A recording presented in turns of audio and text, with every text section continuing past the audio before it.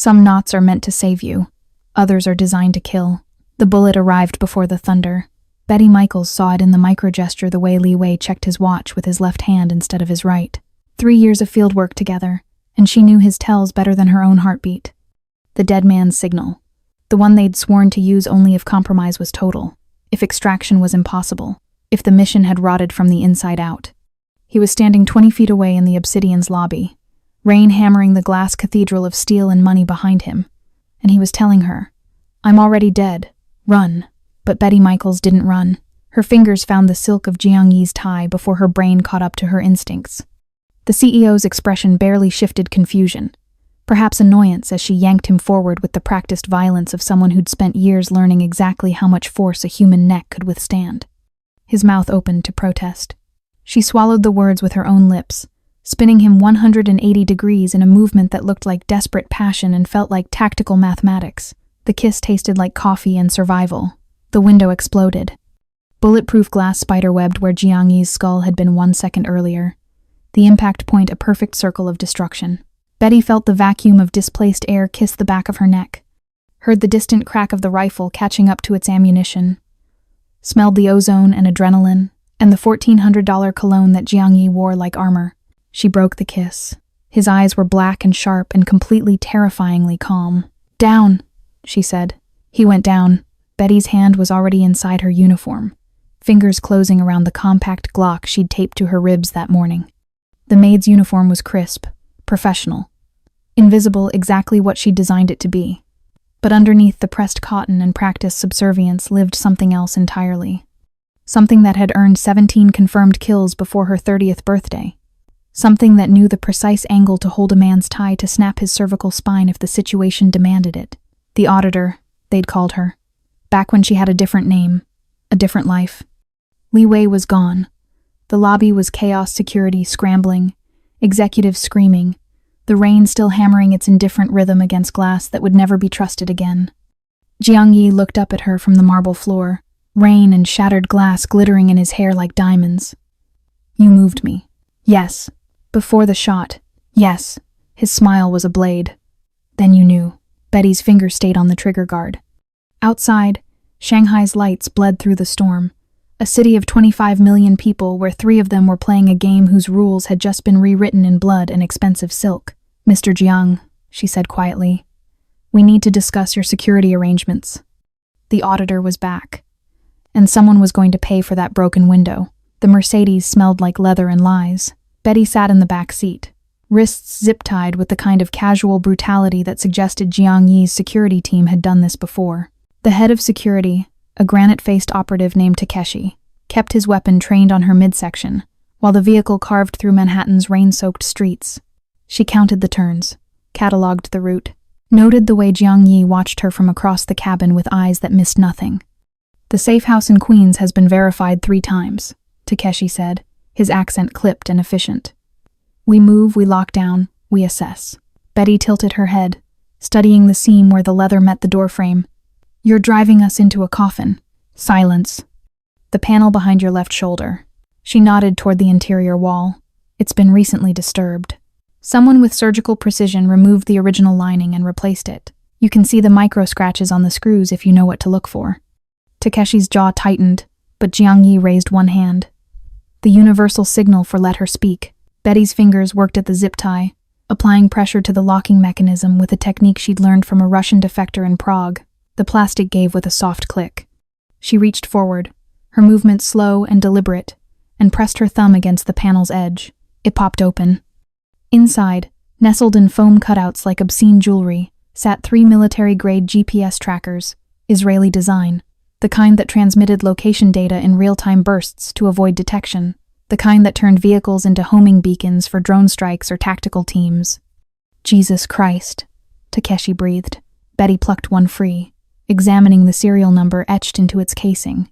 "Mossad surplus, sold on the black market approximately 6 months ago. Whoever placed these had access to your vehicle during a maintenance window. They knew your protocols." She looked at Jiang Yi. "They knew you'd run to Queens, the safe house." "Is a kill box." Betty's voice cut through the cabin like a scalpel. "Think about it. Verified 3 times by your own people. which means whoever compromised your operation has been inside your circle long enough to manipulate your security procedures. You arrive at the Queen's location, your team sweeps it, finds nothing because they're looking for conventional threats. Meanwhile, the building across the street has a clear line of sight. Or better yet, the entire structure is rigged to collapse. Gas leak, structural failure, an accident that buries everyone inside. The Mercedes swerved as the driver processed the implications. Jiang Yi leaned forward, his elbows on his knees, fingers steepled beneath his chin. You know this how? Because I've designed 3 of them. Betty met his gaze without flinching. Before I was your maid, I was a forensic accountant for the O'Malley family. You might know them as the organization that controlled 70% of the heroin distribution on the eastern seaboard until federal investigators discovered irregularities in their financial records. Irregularities that led to 18 simultaneous indictments and the complete dissolution of a criminal empire that had existed for 40 years. Silence filled the vehicle like water filling a drowning man's lungs. I don't use bullets, Mr. Jiang. I use spreadsheets. I find the rot in the foundation, and I document it until the entire structure collapses under its own weight. And when the O'Malley family realized what I'd done, when they understood that their accountant had been an embedded federal asset, they came for me. She touched the small scar beneath her left ear. I survived because I learned to see the kill boxes before I entered them. Takeshi's weapon never wavered, but his eyes flickered with something that might have been respect. Or fear. Jiang Yi smiled. It was the kind of smile that suggested he'd just been dealt an interesting hand in a game with lethal stakes. Then where do we go? Nowhere verified. Nowhere on any list. Somewhere your enemies wouldn't think to look because it contradicts every principle of tactical security. Betty pulled out her phone. They'd missed it during the pat-down because she'd hidden it inside the rated lining of her uniform, a trick that required sewing skills and nerve. There's a motel in Yonkers. 3 stars. Bedbugs. The owner is a retired Marine who runs a cash-only operation and minds his own business. We pay in hundreds, we keep the curtains closed, and we survive the night. A motel. Takeshi's tone suggested she'd proposed camping in a sewer. A motel, Betty confirmed. Because right now, the only thing keeping you alive is being exactly where your profile says you shouldn't be. Jiang Yi studied her for a long moment, then tapped the driver's shoulder. Yonkers. The vehicle turned, leaving behind the route to Queens and the carefully laid trap waiting there like a patient spider. Betty crushed the GPS trackers beneath her heel, one by one, grinding the electronics into expensive metal fragments. Outside, the rain continued its relentless assault on the city. Inside, the auditor had returned to a world she'd tried to leave behind. And the man sitting across from her, with his $1,500 suit and his eyes like black diamonds, was either her salvation or her damnation. She hadn't decided which yet. The industrial basement smelled like rust and broken promises. Minho knelt in the center of the concrete floor, wrists bound to a chair that had seen too many interrogations. Blood traced lazy patterns down his face from where Takeshi's men had worked him over, but his eyes remained defiant. The kind of defiance that came from knowing the outcome, but refusing to surrender before the final moment. Betty stood in the shadows, watching, analyzing, reading the tells that most people missed the way Minho's breathing hitched on every third exhale, the slight bulge beneath his shirt that suggested more than bruised ribs. Jiang Yi circled him like a shark that had tasted blood in the water. You've driven for me for 3 years. You've eaten at my table. I paid for your mother's cancer treatment. I know. Minho's voice was steady despite the split lip. Then tell me why. The silence stretched, broken only by the drip of water from corroded pipes overhead. Betty moved closer, her footsteps whisper-soft on the concrete. She crouched beside Minho's chair, her eyes level with his. Your sister, she said quietly. Gia. 23 years old, art student at Pratt Institute, lives in Brooklyn with 2 roommates. She has a birthmark on her left shoulder shaped like a crescent moon, and she's allergic to shellfish. Minho's defiance cracked. Just a hairline fracture, but enough. They took her 3 days ago, Betty continued. Leeway's people. They sent you proof, a photo, maybe a video. Something that proved she was alive, but wouldn't be for long if you didn't cooperate. They gave you a script. Verified safe house in Queens. Make sure the boss follows protocol. Lead him into the box. Tears cut through the blood on Minho's face.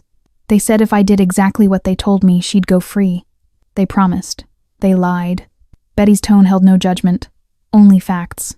Men like Li Wei don't leave witnesses. The moment you delivered Jiang Yi to that location, your sister became a liability to be erased. Jiang Yi's expression was carved from stone. Where is she? I don't know. They moved her every 12 hours. Different locations, different handlers. Minho's voice broke. I'm sorry. I'm so sorry. But she's all I have left. Betty stood, her mind already running scenarios.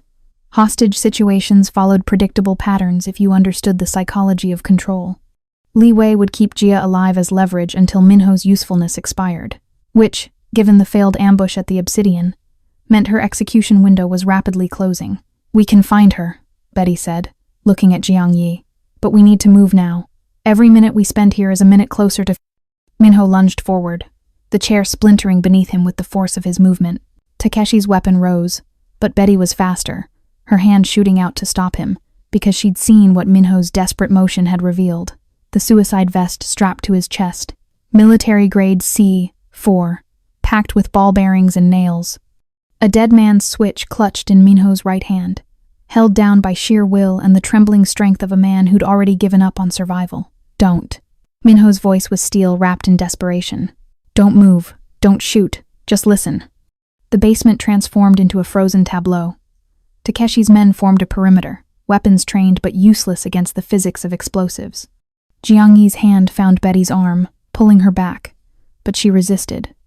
Her mind was calculating blast radius, fragmentation patterns, structural weak points. They put this on me this morning, Minho said, before I drove you to the Obsidian. Li Wei himself locked it. He said if the job went wrong, if you survived, I was insurance. A walking bomb to take you out if everything else failed. Then why are we still breathing? Jiang Yi asked. Because Jia deserves better than to die knowing her brother was a coward. Minho's fingers trembled on the switch. I can't save her, but I can give you time. There's a window-reinforced glass, 3 meters behind you. The blast will funnel that direction if I position myself correctly. Most of the fragmentation will go outward instead of here. Most, Betty repeated. The word hung heavy. Most, Minho confirmed. I was a demolition specialist in the ROK Army before I came to America. I know what I'm doing. Get behind the concrete support columns. You'll have maybe 5 seconds after I move. Jiang Yi's jaw worked. There has to be another way. There isn't. Minho smiled, and it was heartbreaking in its peace. But you can do something for me. Find Jia. Tell her I loved her. Tell her I'm sorry. And make Li Wei pay for every second of fear he put her through. Betty felt the words rising in her throat, calculations about bomb disposal techniques, arguments about survival percentages, but she'd been in this world long enough to recognize when mathematics surrendered to inevitability. Some equations only had one solution. We'll find her, she promised. And Li Wei will answer for this. Minho nodded. His fingers tightened on the dead man's switch. Thank you for my mother's treatment. Thank you for treating me like family. I'm sorry I... Go with honor, brother. Jiang Yi interrupted, his voice thick. Betty grabbed Jiang's arm, pulling him toward the support columns. Takeshi and his team were already moving, their tactical training overriding the human impulse to help. 5 seconds. That's what Minho had given them. Minho turned toward the reinforced window, his body a missile aimed at minimizing collateral damage. He looked back one last time, his eyes finding Jiang Yi's across the concrete expanse. Then he ran. The explosion was a physical thing, pressure and sound and heat that transformed air into violence. Betty felt herself thrown against the column, Jiang's body covering hers, his weight driving them both to the ground. The world became a strobe of orange light and thunder. Glass and metal shrieked, the basement filled with smoke and dust and the acrid smell of chemicals and burning. When the ringing in her ears subsided enough to hear, Betty found herself tangled with Jiang Yi behind the column, his face pressed against her hair, his heart hammering against her ribs. They were breathing in synchronized gasps, alive because a man had chosen sacrifice over survival. Takeshi's voice cut through the settling debris. Boss, we need to move. This will draw attention. Jiang Yi pulled back slowly, his eyes searching Betty's face for injuries. Finding none, he stood, offering his hand. She took it, letting him pull her upright. Her ears still rang. Her uniform was covered in dust and small cuts from flying debris. Where Minho had been, there was only destruction. The window had blown outward, exactly as he'd predicted, channeling most of the blast away from the group. The concrete walls were scarred and blackened. The air tasted like copper and ash. Betty found herself speaking before she'd consciously decided to. We find Jia, we end this, and then we make sure Minho's sacrifice means something. Jiang Yi's hand squeezed hers once, briefly. A covenant sealed in blood and smoke. The auditor and the dragon, he said quietly. Let's see how many bodies we can stack before morning. They left through the service exit, abandoning the basement tomb to silence and ghosts. The mobile command center was a gutted delivery van parked in a Brooklyn shipyard, surrounded by containers that held everything from car parts to human trafficking victims. The kind of location where screams went unnoticed and blood washed away with the tide. Inside, Betty had transformed chaos into order. 3 laptops formed a triangle on a makeshift desk. Charging cables snaked across the floor like electronic ivy. External hard drives blinked with red indicator lights, processing terabytes of data that Betty had extracted from the cloud accounts she'd been systematically penetrating since they'd escaped the basement. Jiang Yi stood behind her, watching her fingers dance across keyboards with the precision of a concert pianist. He'd shed his ruined jacket and rolled up his sleeves. Blood still streaked his collar. He'd refused to clean it off, a reminder, he'd said, of what this night had cost. Explain it to me, he said. In terms I can understand. Betty didn't look up from the screen. Every transaction leaves a signature. Wire transfers, cryptocurrency exchanges, even cash movements if you're tracking them properly. Money is just data, and data tells stories if you know how to read it. She pulled up a visualization, a web of connections that looked like a spider's nest. This is your organization's financial ecosystem over the past 6 months. Legitimate business up top. Shell companies in the middle. The dirty money at the bottom. Standard laundering architecture. Her finger traced a line through the web. But here's where it gets interesting. 3 weeks ago, someone started siphoning funds from your offshore accounts. Small amounts. Nothing that would trigger your auditors. But consistent. Methodical. How much? $12 million across 47 transactions. Jiang Yi's expression darkened. That's not theft. That's a war chest. Exactly. Betty opened a second window, this one showing a series of encrypted email headers. The money moved through a dozen intermediary accounts, each one designed to obscure the trail. But whoever set this up made one mistake. They used the same VPN exit node for 3 consecutive transfers, just for a few seconds. Long enough for me to capture the digital fingerprint. She pulled up an IP address, then ran it through a series of databases that no civilian should have had access to. The results materialized like a ghost taking form. The traffic originated from a server cluster in Virginia, specifically from a facility that officially doesn't exist but is widely known to house CIA black site operations. The van became very quiet. The CIA, Jiang Yi repeated slowly. They're trying to kill me. Not exactly. Betty's fingers flew across the keyboard, pulling up personnel files she'd scraped from poorly secured government databases. The CIA doesn't operate domestically without authorization from very high up, but there are always cowboys agents who run their own operations off the books. Rogue elements pursuing personal agendas under the cover of national security. She brought up a photograph. A man in his 50s, sharp suit, sharper eyes. Meet Oliver Vance, former station chief in Seoul. Officially retired 3 years ago. Unofficially running a private intelligence firm that specializes in asset elimination for clients who can pay his rates. You're saying Vance was hired to kill me. I'm saying Vance was hired to help someone kill you. He provided the tactical support, the trackers, the safe house intelligence, probably the sniper team. But the money to pay him came from inside your organization. Betty pulled up the final piece of the puzzle. Bank records, property deeds, investment portfolios, all leading to a single name that made Jiang Yi's hands curl into fists. Kang Day, he breathed. My brother. Your younger brother, Betty corrected.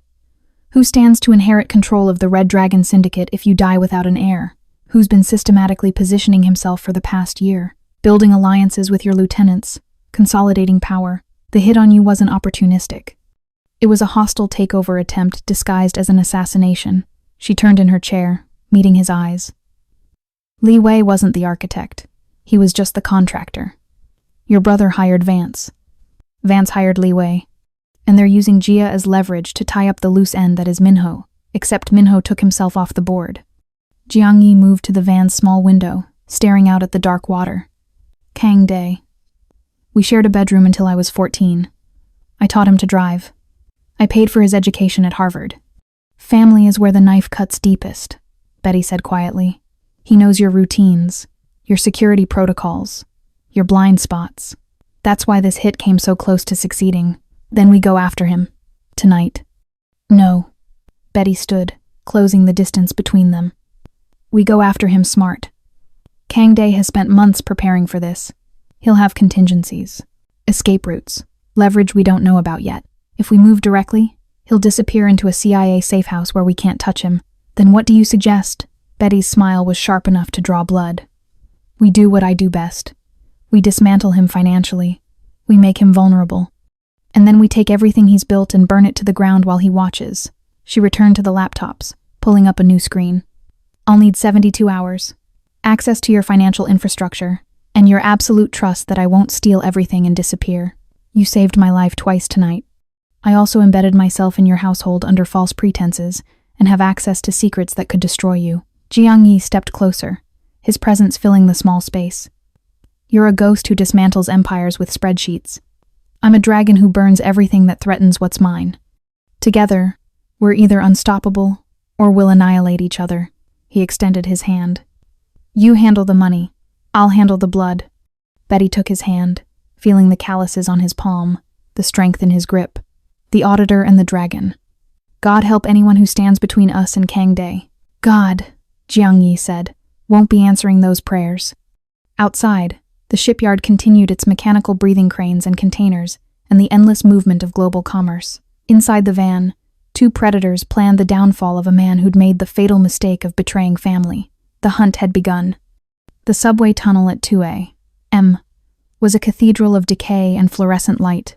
Betty moved through the empty train car, her reflection ghosting across darkened windows. She'd changed clothes in a gas station, bathroom black jeans, dark hoodie, boots with good traction. The maid's uniform was ash in a dumpster somewhere in Queens. That version of herself was dead. What remained was the auditor in her natural habitat, hunting in urban shadows. Jiang Yi sat 3 rows back, flanked by Takeshi and 2 other operatives. They were relocating again, following Betty's protocol of constant movement and unpredictable patterns. The motel in Yonkers had been safe for 6 hours. After that, safety became a comfortable lie that got people killed. Betty's reflection showed her checking her phone a prop, but her eyes were tracking the platform as the train slowed. 3 men boarding at this hour, wrong body language, too alert, hands hidden in jacket pockets. She tapped her phone twice. The signal. Takeshi's team shifted positions subtly, weapons accessible but not drawn. Jiang Yi's expression never changed, but his hand moved to his waistband. They'd been running for 18 hours. Everyone was sharp, wired, ready for the violence that had been stalking them since the obsidian's shattered window. The train lurched forward. The 3 men sat separately, maintaining casual distance that was tactically perfect for a coordinated strike. Betty mapped the geometry in her head, angles of fire, cover points, escape routes. The long con she'd been developing since they left the shipyard crystallized into final form. She moved down the car, swaying with the train's motion, and stopped beside Jiang Yi. Her voice was barely a whisper. When it starts, don't follow me. Trust the plan. His eyes flickered with questions he didn't ask. The train plunged into darkness between stations, 3 seconds of absolute black. When the lights snapped back, the 3 men were standing, suppressed weapons emerging from jacket pockets with professional efficiency. Betty moved. She drove her elbow into the throat of the nearest operative, crushing his windpipe before he could acquire his target. Spun and kicked, her boot connecting with the second man's knee with enough force to shatter the joint. Takeshi's team erupted into action, gunfire turning the subway car into a thunder chamber of muzzle flashes and breaking glass. Betty grabbed the injured operative's weapon, firing twice into the third attacker's center mass. The suppressed shots were nearly lost in the larger chaos. She dropped the gun and ran toward the far end of the car, where the door between sections stood open. More operatives poured through, a tactical team that had been waiting in the next car. This wasn't an ambush. This was an execution squad. Betty! Jiang Yi's voice cut through the gunfire. She didn't look back. The plan required his belief in her death, required the raw fury that would drive him to the scorched earth rampage she needed, required trust in something neither of them had named yet, but both felt in the spaces between heartbeats. The train was slowing for the next station. Betty reached the end of the car and kicked open the emergency exit. The tunnel rushed past in a blur of concrete and steel. Behind her, Jiang's team was pinned down, outnumbered, trading fire with an enemy that had prepared for exactly this scenario. She climbed onto the coupling between cars, the rushing air tearing at her clothes. Ahead, the station platform was emerging from darkness. 30 seconds until the train stopped. 30 seconds to sell the illusion. Betty timed it perfectly.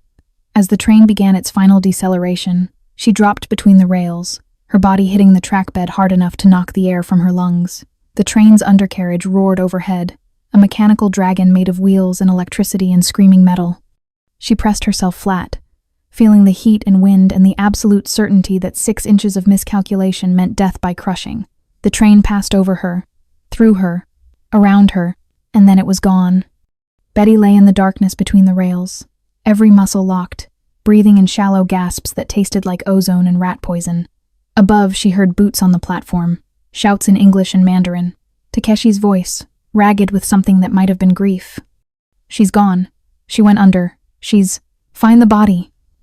That was Jiang Yi, and his voice was a blade wrapped in agony. Betty closed her eyes, counted to 100. Let them search. Let them believe. The long con required his pain. Required him to unleash the full weight of the Red Dragon's fury on Kang Dae, while she worked the other side of the board, infiltrating his brother's organization as a survivor with nowhere else to go. At 200, the voices faded. The platform emptied. The next train wouldn't arrive for 17 minutes. She'd memorized the schedule. Betty rolled out from between the rails and dropped into the maintenance access tunnel she'd identified on the transit maps. Her body was one massive bruise. Her ears still rang, but she was alive. Ghost real in a way that most people never understood. She pulled out a burner phone from her boot and sent a single text to a number that would route through 6 proxies before reaching its destination. The maid is dead. The auditor is available for employment. B. Kang Dae would receive the message within the hour, would verify the reports of the subway ambush, would see an opportunity too perfect to ignore a trained operative with intimate knowledge of his brother's organization, desperate and available. He'd take the bait. They always did. Betty emerged from the tunnel 3 blocks away, just another shadow in a city of 8 million. Behind her, Jiang Yi believed she was dead. Ahead, Kang Dae was about to hire his own destruction. The auditor smiled in the darkness and disappeared into the indifferent machinery of New York at night. 2 weeks later, Betty stood in front of a floor-length mirror, adjusting a dress the color of arterial blood. The crimson silk clung to her body like a second skin, the kind of garment that demanded attention and punished anyone foolish enough to stare too long. She'd paired it with black heels that added 4 inches to her height and transformed walking into a weapon. Her hair was swept up, exposing the line of her neck. The small scar beneath her ear, the one she'd earned escaping the O'Malley family, was covered with makeup. She looked like money, like power, like exactly the kind of asset Kang Dae would covet. The luxury apartment in Tribeca was his gift. 14 days of proving her value, analyzing his financial infrastructure, identifying weaknesses in his competitors' operations, demonstrating that her skills were worth the risk of bringing a stranger into his inner circle. He'd vetted her, of course. Background checks that led to carefully constructed dead ends, references from shell companies she'd established years ago for exactly this purpose. Betty examined her reflection and saw the ghost she'd crafted. The auditor as femme fatale, the accountant as assassin, the woman who'd supposedly escaped Jiang Yi's organization during the subway massacre, traumatized and seeking new allegiance. Kang Dae had bought every word. She picked up the black diamond ring from the dresser. White gold band, single stone that caught light like captured midnight. Beautiful, expensive. And inside the setting, a biometric scanner small enough to be invisible to casual inspection. One handshake. One touch of Kang Dae's hand against the stone. That's all she needed to clone his fingerprints and retinal patterns. Her phone buzzed. A text from an unknown number. Car downstairs. Don't keep the dragon waiting. Kang Dae's sense of humor. Calling himself the dragon, while his brother bled out the organization they'd built together. The irony would have been amusing if it wasn't so grotesque. Betty descended to street level, where a black town car idled at the curb. The driver was professional muscle-augmented bulk under an expensive suit, the telltale bulge of a shoulder holster. He opened the door without speaking. The ride to Kang Dae's penthouse took 20 minutes. Betty spent them reviewing the financial virus she'd coded over the past week. Elegant in its simplicity, once activated, it would systematically drain every offshore account Kang Dae controlled, routing the funds through a maze of cryptocurrency exchanges and shell corporations before depositing them in accounts she'd established under names that didn't exist on any official registry. She'd burn his empire to ash and pocket the remains. The penthouse occupied the top 3 floors of a building in Midtown. Betty stepped into a marble entryway that screamed new money and insecurity. Abstract art that cost more than most people earned in a lifetime. Furniture that prioritized price over comfort. The kind of space designed to intimidate rather than inhabit. Kang-dae waited in the living room, standing before floor-to-ceiling windows that framed Manhattan like a conquered territory. He turned as she entered, and Betty saw the family resemblance immediately, the same sharp features as Jiang Yi, the same calculating eyes. But where Jiang carried violence with the casual ease of someone who'd earned his reputation in blood, Kang wore it like an uncomfortable suit. He was a pretender. A man playing at being dangerous. Miss Shen. He used the alias she'd provided. You look exquisite. You said we were reconciling books. Betty's tone was professional, distant. I didn't realize it was a formal occasion. The books can wait. Kang-dae moved closer, and Betty noted the way he walked. Too much confidence, not enough competence. I wanted to thank you personally for your work these past 2 weeks. The intelligence you've provided on my brother's operations has been invaluable. I'm simply returning the favor. You gave me sanctuary when I had nowhere else to go. You're too modest. The offshore accounts you identified, the weaknesses in his supply chain you've given me, the leverage I need to complete the transition of power. He smiled, and it was a predator's expression. My brother is dying. He doesn't know it yet, but his organization is hemorrhaging from 1,000 cuts. Another month, maybe less, and the Red Dragon Syndicate will be mine. Betty let concern flicker across her face. What about the auditor? The woman who was with him? Dead, confirmed by 3 independent sources. She went under a train during the subway ambush. Jiang Yi has been unhinged since then. Reckless, making mistakes. Kang-dae's smile widened. Grief is an excellent weapon. Betty's expression never wavered, but internally she cataloged the information. Jiang Yi was playing his part, letting Kang-dae believe the Scorched Earth campaign was emotional rather than tactical. Every mistake calculated, every reckless move a deliberate misdirection. They were boxing Kang-dae in from both sides, and he had no idea the walls were closing. There's one more thing I need, Kang-dae said, reaching into his jacket. He produced a folder, expensive leather embossed with his initials. A contract. I want you permanently on retainer. 5 million annually, plus bonuses for exceptional work. Full access to my financial infrastructure. You'd be my right hand for all operations. He extended the folder, and Betty took it with her right hand. Their fingers brushed against the black diamond ring. The contact lasted less than a second, but it was enough. The scanner captured his fingerprints in microscopic detail, the data transmitting to the phone in her purse via Bluetooth. That's generous, she said, opening the folder and pretending to read the contract inside. You're worth it. With your skills and my vision, we'll build something that makes my brother's operation look like a street gang. He moved to the bar, pouring 2 glasses of champagne. To new partnerships and old enemies. Betty accepted the glass, touching it to his in a toast that sealed his destruction. The champagne tasted expensive. She barely noticed.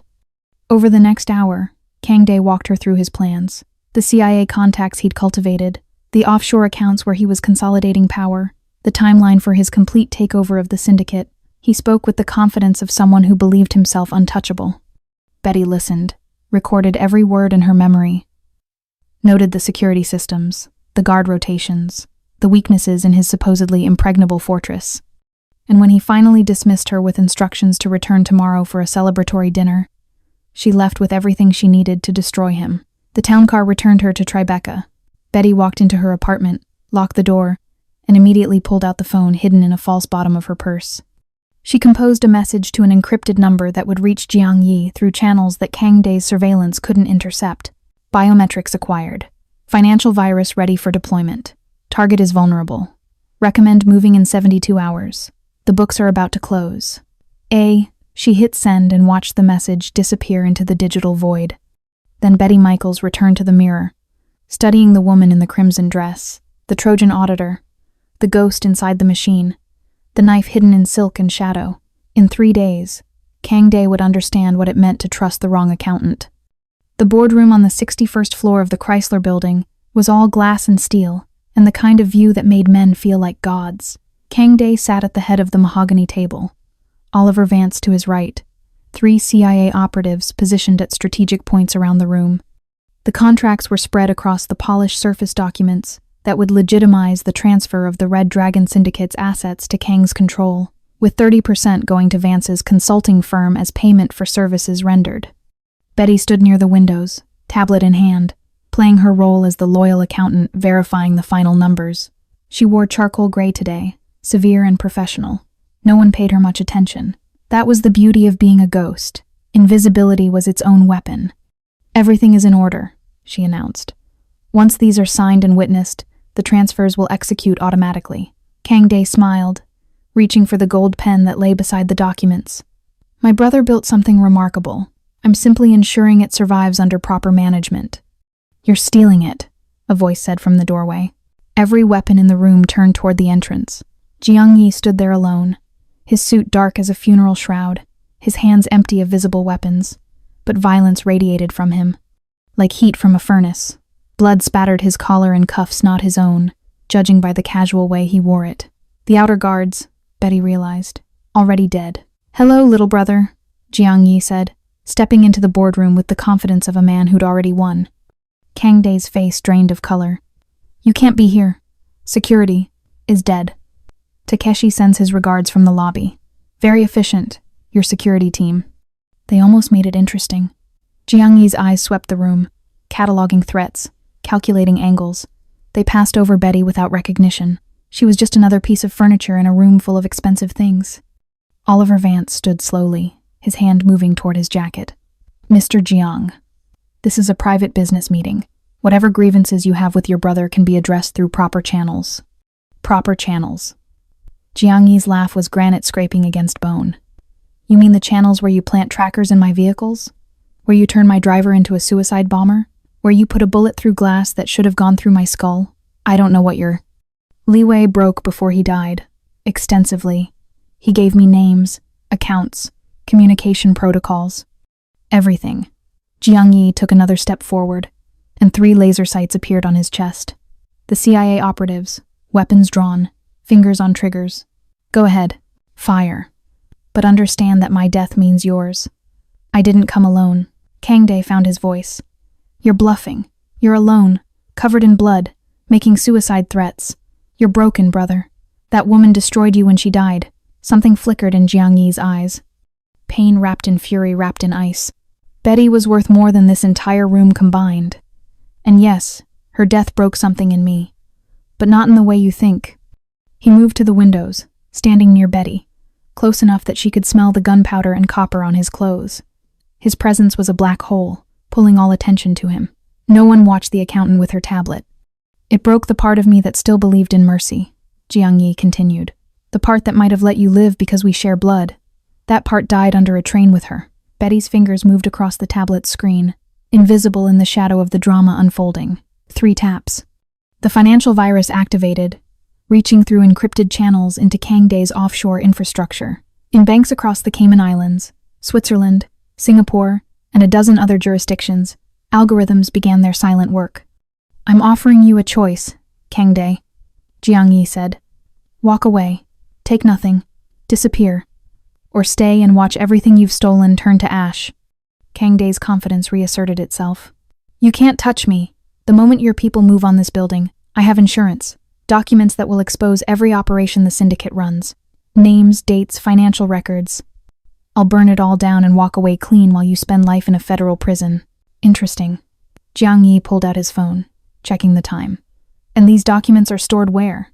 In your supposedly secure servers? The ones protected by military-grade encryption? No one can access those servers. Not even you." The boardroom screens flickered to life. All 12 of them, arranged around the room like electronic judges. Numbers began scrolling across the displays, account balances dropping, transfers executing, entire financial empires evaporating in real time. Kang Day lurched toward the nearest screen. "What is this? What are you doing?" "Not me," Jiang Yi said quietly. "Her." Betty looked up from her tablet, meeting Kang Day's eyes for the first time with her full attention. "Hello. I don't believe we've been properly introduced.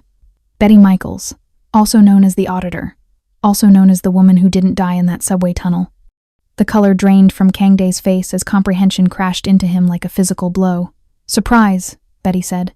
"The biometric scanner in my ring cloned your fingerprints 2 weeks ago. The security credentials you gave me provided access to your entire infrastructure. And the financial virus I've been building executed 30 seconds ago. The screens showed the carnage in real time. Kang Dae's accounts emptying, his shell corporations dissolving, his offshore holdings transferring to wallets that existed only in digital ether. A decade of accumulated wealth vanishing like morning fog. That's $12.3 billion, Betty narrated clinically. Gone. Distributed across 400 cryptocurrency wallets using quantum encryption. Irretrievable. Untraceable. You're bankrupt. Oliver Vance's weapon came up, pointing directly at Betty's head. Reverse it. Now. Can't. The virus is self-executing. Even if you kill me, the transfers will complete. In fact, killing me triggers a secondary protocol that dumps all your communications with Kang Dae to every federal agency simultaneously. Betty's smile was surgical. You know what they call that in intelligence circles? Catastrophic exposure. Career ending. Probably life ending, given some of the operations you've been running off book. Vance's hand trembled. The other operatives looked at each other, calculating, realizing that their payday had just evaporated, and their involvement in an illegal domestic operation was about to become very public. You have a choice, Jiang Yi said, addressing Vance directly. Walk away now. Leave Kang Dae. Disappear. Or stay and face federal indictment for conspiracy, murder, and about 40 other charges that carry mandatory minimums. The math was simple. The CIA operatives lowered their weapons first, backing toward the exit with the professional efficiency of men who knew when to cut losses. Vance held his position for another 5 seconds, his weapon still trained on Betty, before he too recognized the geometry of defeat. This isn't over, Vance said. It is, Betty replied. Check your own accounts if you don't believe me. Vance's face went gray. He pulled out his phone, checking, and Betty watched the realization hit. She'd infiltrated his systems too. Insurance, she'd called it. Every cent he'd earned from this operation was gone, redistributed to the families of people who'd died in his black site operations. Poetic justice, coded into algorithms. The operatives fled. Vance followed, his empire crumbling in his pocket, which left Kang Dae alone with the brother he'd tried to murder and the ghost he'd thought was dead. You played me, Kang Dae whispered. Both of you. The entire time. Every move, Jiang Yi confirmed. The scorched earth campaign that made me look reckless, calculated to make you confident. Betty's death? Theater to get her inside your organization. Your sense of victory? We fed it to you like poison disguised as wine. Kang Dae's hand went to the drawer beside him. Betty saw the movement, processed it, but Jiang Yi was faster. He crossed the distance in 3 strides, his hand catching Kang Dae's wrist, slamming it against the table hard enough to crack bone. The weapon clattered to the floor. A small caliber pistol, last resort of desperate men. Don't, Jiang Yi said, his voice dropping to something subterranean. Don't make me kill my brother. Don't take away the choice I'm giving you. What choice? Kang Dae's voice broke. You've destroyed everything. My money, my reputation, my future. You get to live. That's the choice. You walk out of this building with nothing but the clothes you're wearing. You disappear. You never use the family name again. You never contact anyone from the old life. You become a ghost. Jiang Yi's grip tightened. Or you refuse, and I show you what real scorched earth looks like. Betty moved to stand beside Jiang Yi, a united front. We have documents that prove your involvement in 17 murders, including Minho's death. We have communications showing you ordered hits on federal witnesses. We have financial records linking you to human trafficking operations. One phone call, and you spend the rest of your life in a cell where the inmates know you're a snitch. Or, Jiang Yi added, you take the mercy we're offering and walk away breathing. Kang Dae looked between them, seeing his own destruction reflected in their eyes. The dragon and the auditor, the blood and the money, the twin edges of a blade that had cut away everything he'd built. I'll need time to— You have 30 seconds, Betty interrupted. Then our generous mood expires. Kang Dae stood on shaking legs. He looked at the unsigned contracts on the table, the empire that would never be his. Looked at his brother, who'd outplayed him at every turn. Looked at the woman who'd infiltrated his organization and burned it from within. I loved you, he said to Jiang Yi. Once. I know, Jiang Yi replied. That's why you're still breathing. Kang Dae walked to the door, each step the sound of a life ending. He paused at the threshold, looking back one last time. What happened to Jia? Minho's sister? Betty felt Jiang Yi's hand find hers, their fingers interlocking. We found her, she said. 2 hours after Minho died. She's safe, under protection, being given a new life, far from any of this. Something that might have been relief crossed Kang Dae's face. Then he was gone, disappearing into the elevator banks, into anonymity, into the vast indifference of a city that swallowed broken men without comment. Betty and Jiang Yi stood alone in the boardroom, surrounded by the evidence of their victory. The screens still displayed financial ruin. The unsigned contracts mocked the ambition they represented. You were supposed to stay dead, Jiang Yi said quietly, for your safety. I was dead, Betty replied. The maid died in that tunnel. What survived was something else, something that decided revenge was more important than safety. He turned to face her fully, his free hand coming up to touch her face with shocking gentleness. I knew. The moment Kang Dae mentioned hiring a new forensic accountant, I knew it was you. You never said anything. Neither did you. His thumb traced her cheekbone. We're both liars, Betty Michaels. Both ghosts. Both covered in blood will never completely wash away. Is that a problem? No. Jiang Yi's smile was real this time, warm and dangerous and entirely focused on her. It's perfect.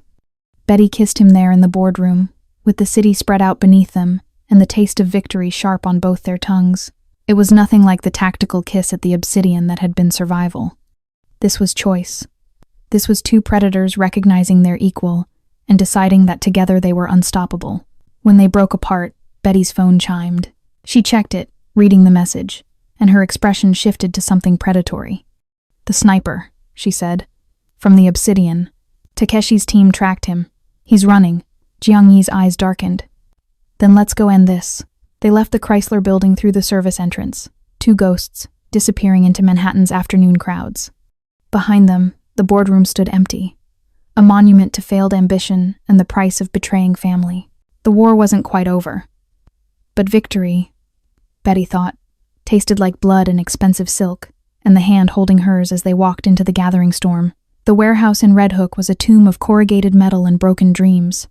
Betty moved through the darkness with the silence of smoke, her boots finding purchase on concrete that had been soaked in decades of industrial runoff. Jiang Yi flanked her left, Takeshi on the right, a tactical triangle converging on the man who'd tried to kill them at the Obsidian 23 days ago.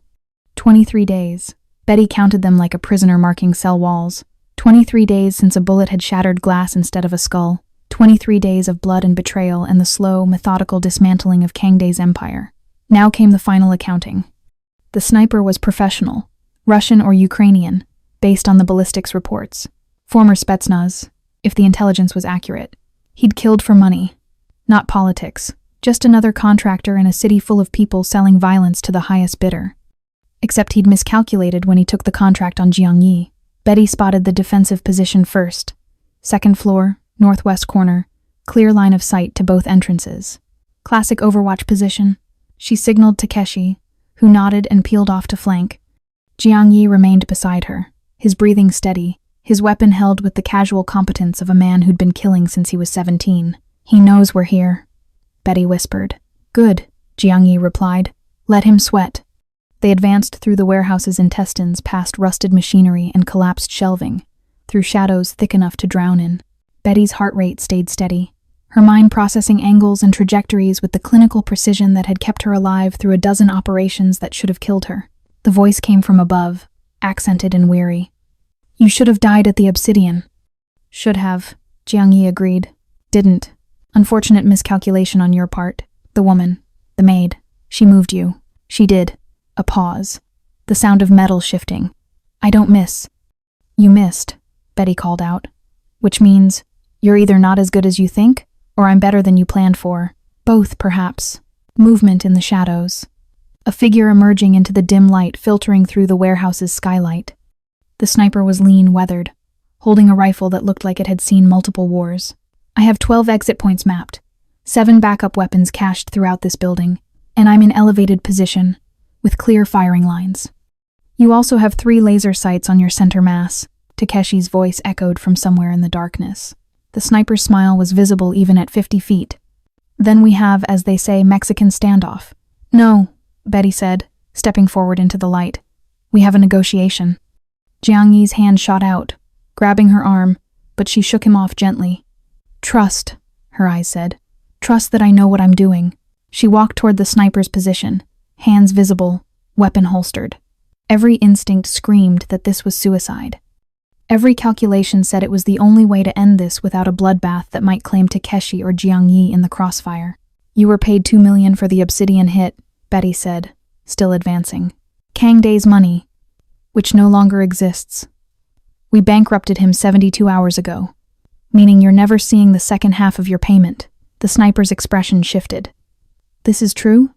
Completely. Kang Dae is gone. His assets are frozen or redistributed. You've been working for free for 3 weeks. Then I have no reason not to finish the contract. Professional reputation, yes? Cannot have it, said I fail to complete assignments. Betty reached the base of the stairs leading to the sniper's position. Or you could accept a counteroffer. The rifle's barrel dropped slightly. I am listening. $4 million. Deposited in a cryptocurrency wallet of your choosing. In exchange for 3 things. Betty counted on her fingers. First, you tell us who else knows about this contract. Second, you provide every piece of communication you had with Kang Dae's people. Third, you disappear. Permanently. New identity. New continent. No more operations in North America. Silence stretched. Betty could feel Jiang Yi's tension behind her, could sense Takeshi's sight still trained on the sniper's skull. One wrong word and this warehouse became a killing floor. Why pay me to leave? The sniper finally asked. You have me in Killbox. You have resources. You could make body disappear, because I'm tired of death. Betty said simply. Because Minho died so we could live. Because this started with a bullet that missed, and I'd like it to end with everyone walking away. You are soft. I'm practical. Dead snipers can't answer questions. Living ones with financial incentive to cooperate are valuable intelligence assets. The sniper considered this. You were the maid, the one who moved the target. I was. You saw my tell. The laser sight reflection. I checked too early. Amateur mistake. Everyone makes mistakes. Not me. Not before that night. The sniper lowered the rifle completely. I was tired. 3 jobs in 4 days. Kang Dae was cheap client. Rush job. Bad conditions. I should have refused, but you didn't. But I did not. The sniper slung the rifle over his shoulder. Very well. I accept counteroffer. 4 million. Cryptocurrency. I provide all intelligence. And I disappear like ghost. Smart choice, Jiang Yi said, emerging from the shadows. Because the alternative was Takeshi putting a round through your brainstem. I know this, but is better business. Take money. Live. Perhaps retire to somewhere warm with cheap property and good vodka. The sniper descended the stairs, moving carefully, hands visible. You are Dragon, yes? Jiang Yi. I researched Target after the miss. Very impressive organization. Very lethal reputation. And yet you took the contract. Money was good. Or appeared to be. The sniper reached ground level, stopping 10 feet from Betty. Up close, he looked older. 50, maybe 55. With the weathered face of someone who'd spent decades in hostile climates. But I learned lesson. Never trust client who cannot pay full amount up front. Betty pulled out her phone, navigating to an encrypted banking application. Wallet address? The sniper rattled off a string of numbers and letters. Betty entered them, verified twice, then transferred $4 million in Bitcoin. The transaction completed in seconds. You're now retired, she said. Congratulations. I am grateful, and I will honor deal. The sniper pulled a thumb drive from his jacket. All communications with Kang Dae's people. Names, dates, locations. Also, there were 2 other contractors hired for secondary strikes if Obsidian attempt failed. Russian woman named Sokolov, Vietnamese man called Tran. Both very dangerous, both still operational. Jiang Yi took the drive, examining it. How do we find them? You don't. They are too good. But I will send them message, yes? Tell them contract is void. Client is bankrupted. Continue pursuit is wasted effort. They are professional. They will move to other work. And if they don't? The sniper's smile was cold. Then I provide locations and habits. Professionals extend courtesy to other professionals. This I will do as part of deal.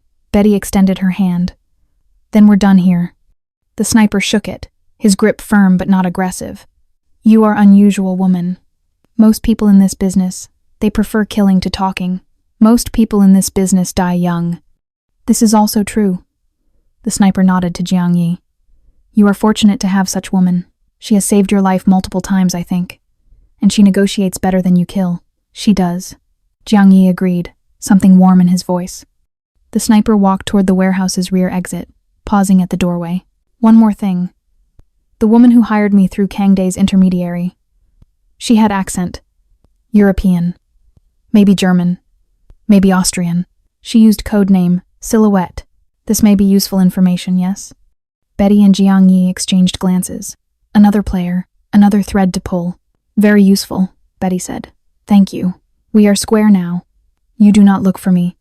I do not accept contracts on you. This is understanding? This is understanding.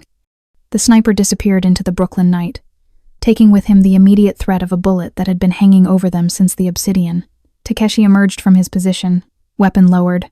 That was unconventional. But effective, Betty said. We have intelligence. We have one less enemy. And we didn't have to clean up a body. Jiang Yi moved to stand beside her, his arm sliding around her waist. You're changing me, making me soft. I would have killed him. You're not soft. You're evolving. Betty leaned into him, feeling the solid warmth of his body against hers. There's a difference between strength and needless violence. Tell me that the next time someone tries to put a bullet in my skull, I will, right before I move your head again.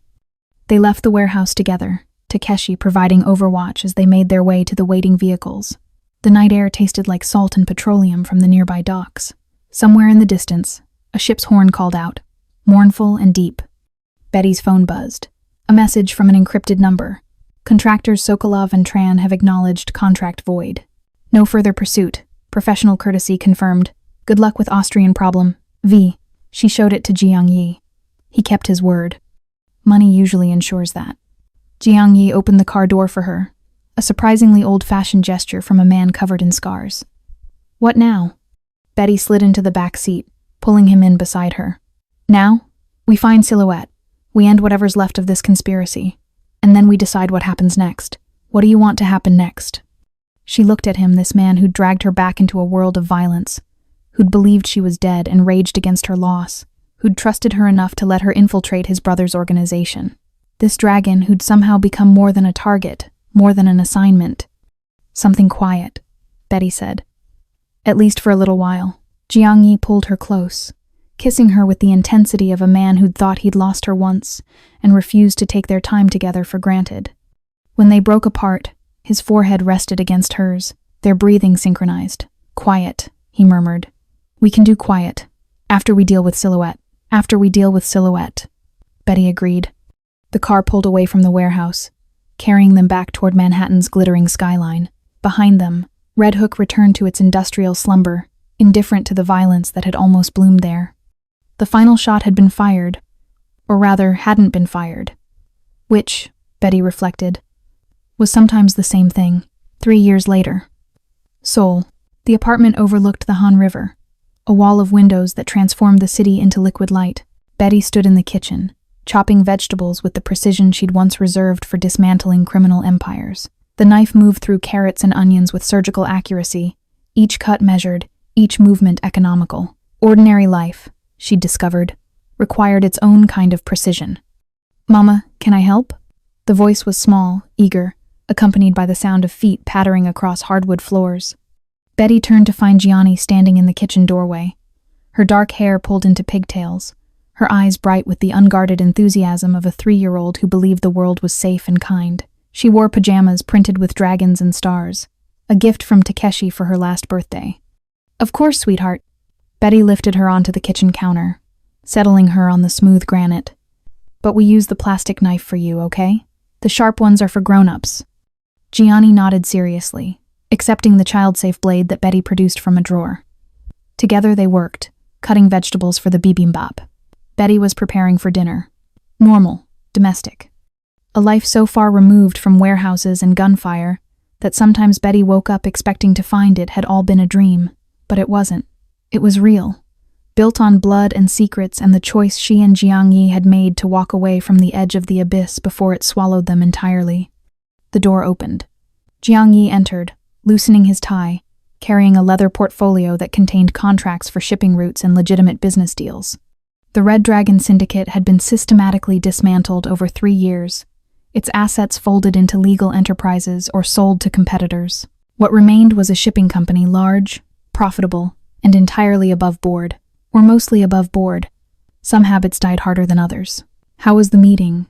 Betty asked as Gianni scrambled down from the counter to launch herself at her father. Jiang Yi caught her easily, lifting her up with the same hands that had killed more men than Betty wanted to count. But with Gianni, those hands were gentle, reverent, treating her like the miracle she was. "Boring," he said, kissing Gianni's forehead.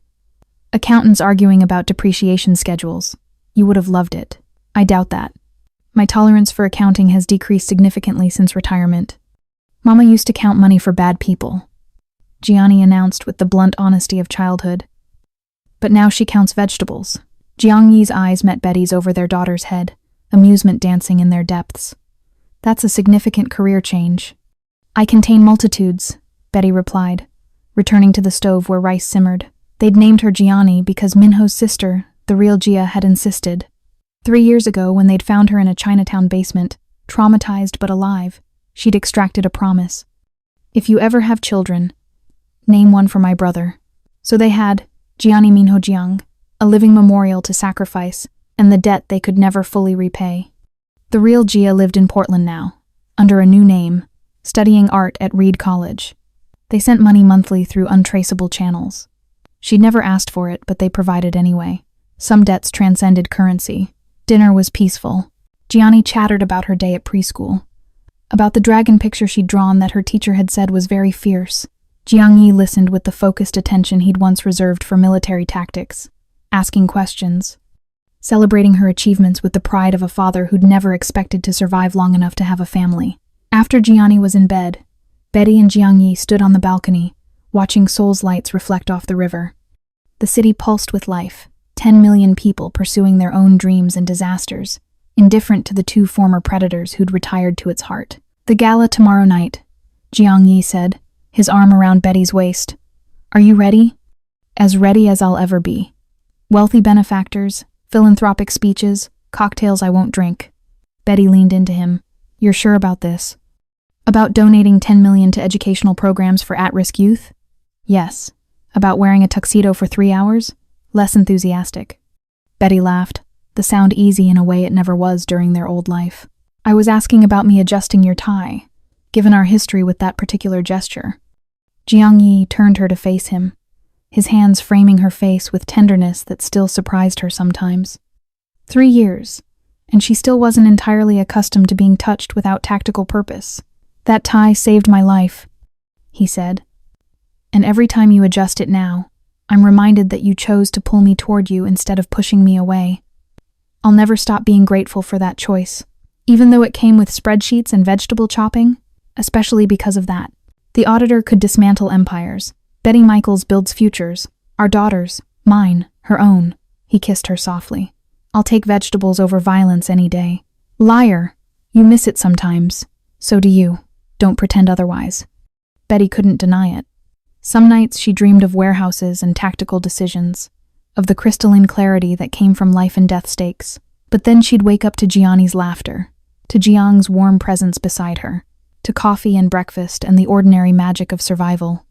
The next evening, Betty stood in front of the mirror again, different dress this time, midnight blue that caught light like water, elegant without screaming for attention. Diamonds at her throat, a gift from Jiang for their 2nd anniversary. Her hair swept up, her makeup subtle, her expression that of a woman comfortable in her own skin. Jiang Yi emerged from the bedroom in his tuxedo, and Betty's breath caught.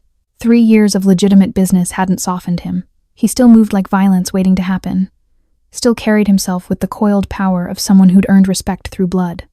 But his smile was real, warm, reserved for her and Gianni and the handful of people they'd allowed into their carefully constructed life. "You're staring," he said. "You're worth staring at." Betty moved to him, reaching for his tie. "Come here. Let me fix this." He stood still while she worked, adjusting the silk knot with practiced movements. But this time, there was no bullet trajectory to redirect, no sniper calculating angles, just a wife fixing her husband's tie before a charity gala, a gesture so normal it felt revolutionary. She smoothed the tie flat, her hands resting on his chest. Perfect, Betty. His voice was serious now, the tone he used when emotions ran deeper than words could easily reach. I need you to know something. What? If you ever want to go back not to the violence but to the work, to using your skills for something more than managing our household accounts, I would support that. You're brilliant. You're wasted on grocery lists and preschool pickups. Betty considered this. It was true that sometimes she missed the intellectual challenge, the satisfaction of unraveling complex financial crimes. But that life also meant targets on their backs, Gianni in danger, the constant vigilance that prevented real peace. Ask me again in 5 years, she said finally. When Gianni's older. When we're sure the past has finished pursuing us. Maybe then I'll consult. White-collar crime investigation. Financial forensics for the good guys. The good guys? Or the least bad guys. I'm not picky about my client's virtue as long as their money spends. Jiang Yi laughed, the sound rich and genuine. There's the auditor. I knew she was still in there. She never left. She just learned that spreadsheets can build as well as destroy. Betty kissed him, tasting the life they'd carved from chaos. Now let's go donate obscene amounts of money and pretend we're respectable members of society. We are respectable members of society. We're criminals playing dress-up. There's a difference. Retired criminals, Jiang Yi corrected. The statute of limitations has run out on most of our sins. Most. I'm leaving room for plausible deniability. They collected Takeshi from the security detail he'd insisted on accompanying them, old habits dying hard, and made their way to the gala. The venue was a restored palace, all traditional architecture and modern lighting, filled with Seoul's elite discussing business and politics in 3 languages. Betty navigated it with the same skills she'd used to infiltrate Kang Dae's organization. Charm, intelligence, the ability to read people and tell them what they wanted to hear. But this time, the stakes were cocktail party boredom instead of death. She was talking with a tech CEO about supply chain optimization when she felt Jiang's hand on the small of her back, the touch that meant we need to leave. Now, they made their excuses and moved to a quieter gallery. Takeshi appeared from the shadows, his expression grave. Silhouette, he said without preamble. Interpol found her body in Vienna this morning. Execution style, professional hit. Betty processed this. Silhouette, the mysterious European connection they'd never fully tracked down. The loose thread in Kang Dae's conspiracy that had bothered her for 3 years. Who killed her? Jiang asked. Unknown, but there was a message left at the scene. In English, Takeshi consulted his phone. It said, "The books are closed." Betty felt ice slide down her spine. Her phrase, her signature from the auditor days. Someone had used it. Someone who knew what it meant. It's a message, she said quietly. From whoever else was involved in the original contract. Telling us the matter is settled. No more threats. No more pursuit. The account is balanced. Or it's a threat, Jiang countered. Telling us they could reach us if they wanted. Either way, Silhouette is dead. Kang Dae is gone. Lo Wei is dead. The sniper is retired in Argentina, based on the last intelligence. The conspiracy is finished. They stood in silence, processing. 3 years of looking over shoulders, of maintaining security protocols, of sleeping with weapons within reach. And now, possibly, it was truly over. What do we do? Takeshi asked. Jiang Yi looked at Betty. The decision, his eyes said, was hers. She thought about Gianni sleeping peacefully in their apartment, protected by guards and security systems and parents who would burn the world to keep her safe. Thought about the life they'd built from ashes and blood. Thought about the tie she'd adjusted tonight, the kiss they'd shared, the ordinary miracles of survival. We do nothing, Betty said finally.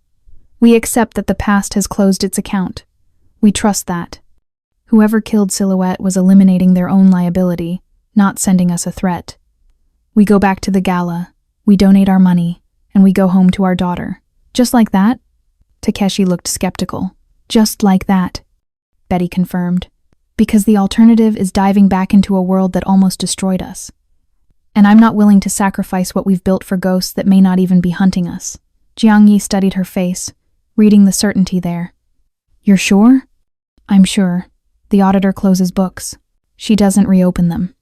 Betty straightened his tie again, the gesture both practical and symbolic. The coast is clear. It has been for 3 years. We just needed confirmation. They returned to the gala.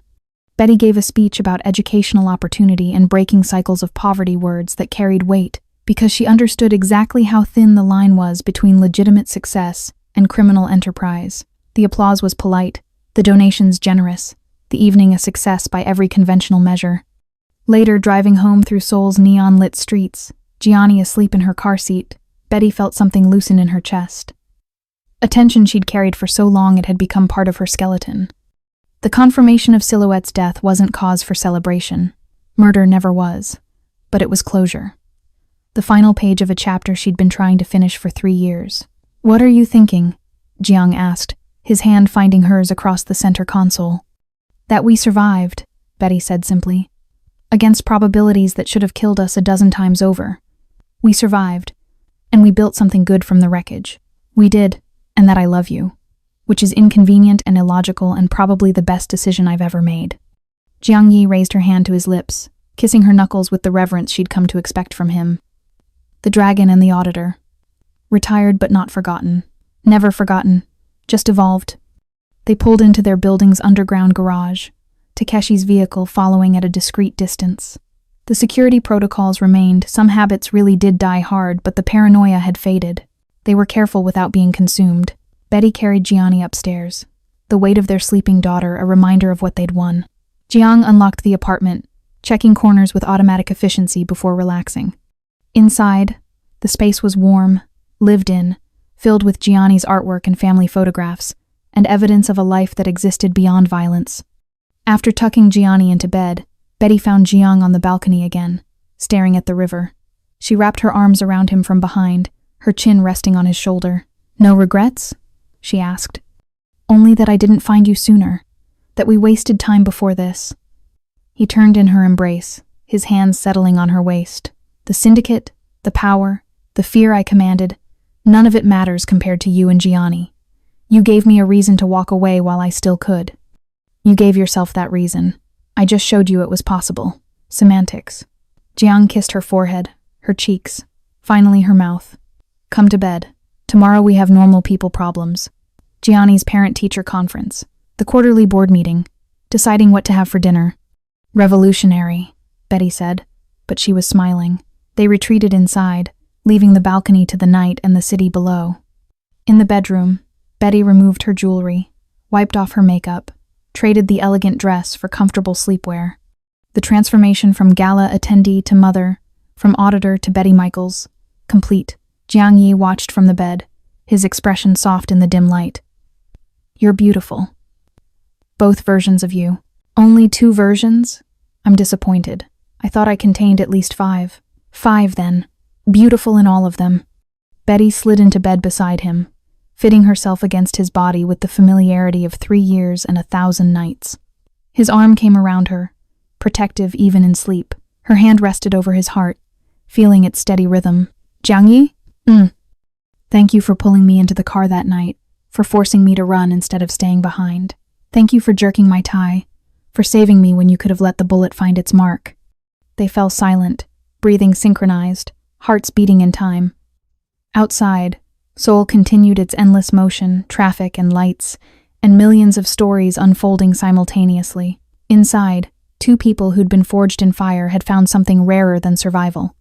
They'd found peace. 3 years ago, Betty had adjusted Jiang Yi's tie and changed the trajectory of a bullet. Tonight, she'd adjusted it again and signaled something different. The coast was clear. The danger had passed. The books were closed. The dragon and the auditor had retired. But their story written in blood and expensive silk, in spreadsheets and sacrifice, in the daughter who slept peacefully down the hall continued. Just quieter, just safer, just theirs. And in the morning, there would be pancakes and preschool drop-off, and the beautiful, ordinary miracle of another day survived, another day earned, another day together. Some knots were meant to save you. This one had saved them both.